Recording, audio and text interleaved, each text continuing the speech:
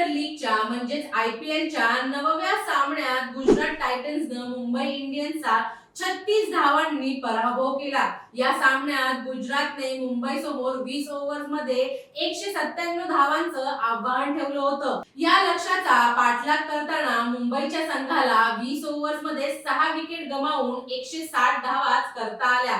तब्बल 5 वेळा आयपीएलचा विजेता ठरलेला मुंबईचा संघ यंदाच्या सीझनमध्ये सलग 2 सामने गमावून बसला आहे। सलग दुसऱ्या सामन्यात झालेल्या पराभवानंतर मुंबईचा माजी कर्णधार आणि भारतीय संघाचं नेतृत्व करणाऱ्या रोहित शर्माच्या फॉर्मवर शंका उपस्थित केल्या जाऊ लागल्या आहेत। पहिल्या सामन्यात भोपळाही फोडू न शकलेल्या रोहित शर्माला दुसऱ्या सामन्यात देखील फक्त 8 धावाच करता आल्या। त्यामुळे आता रोहित शर्मावर टीकेचा मारा सुरू झाला आहे। रोहितचा खराब खेळ आणि मुंबई इंडियन्सचा सलग दुसरा पराभव यावर सविस्तर जाणून घेऊया आजच्या या व्हिडिओच्या माध्यमातून।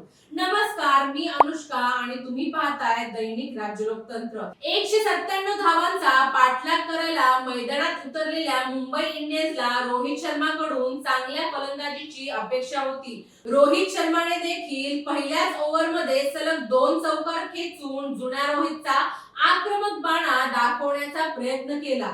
पण मोहम्मद सिराजच्या गोलंदाजीवर एक बॉल अचानक मध्ये आला आणि रोहित 8 धावांवरच असताना क्लीन बोल्ड झाला।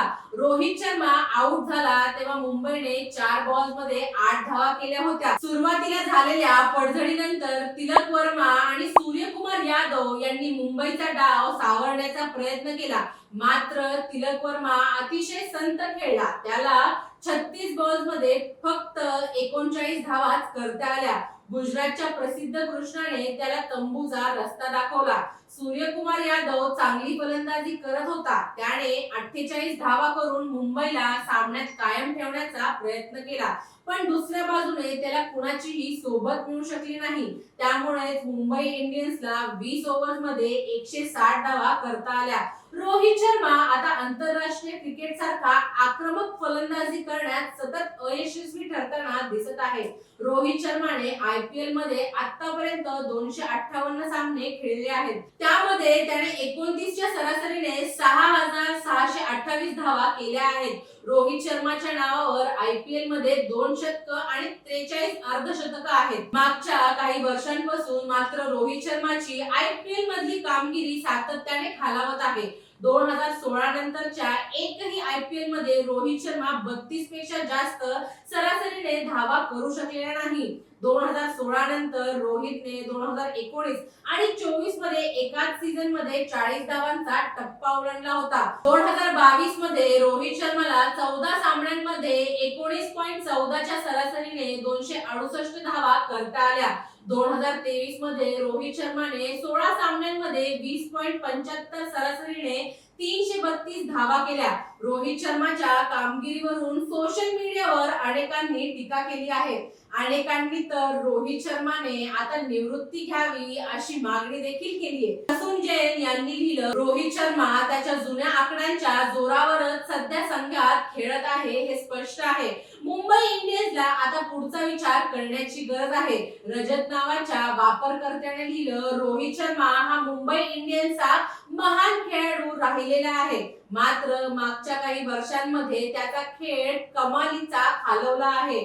मुंबई इंडियन्सला एका आक्रमक फलंदाजाची गरज आहे, मात्र रोहित शर्मा आता तेवढा आक्रमक राहिलेला नाही। मुंबई इंडियन्सला रोहित शर्माचा पुढचा विचार केला तरच चांगले निकाल मिळू शकतील। राजीव नावाच्या व्यक्तीने रोहितची तुलना महेंद्रसिंग धोनीशी केली। त्यांनी लिहिलं, धोनीच्या निवृत्तीवरून बऱ्याच चर्चा केल्या जातात, मात्र रोहित शर्मा बाबत अशा चर्चा होत नाहीत। धोनी विकेट कीपिंग करूनही खेळात योगदान देत असतो, पण रोहित शर्मा तेही करत नाही। तरीही त्याच्या निवृत्तीबाबत कुणीही काहीही बोलत नाही। आता मुंबई इंडियन्सचा तिसरा सामना कोलकाता नाईट रायडर्स सोबत होणार आहे।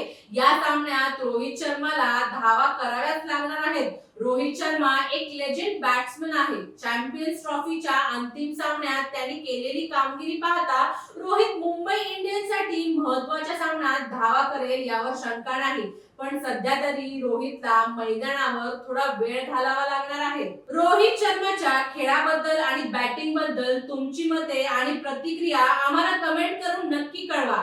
आणि जर राज्य लोकतंत्र चॅनलवर नवीन असाल तर चॅनलला लाईक, शेअर आणि सबस्क्राईब करायला विसरू नका.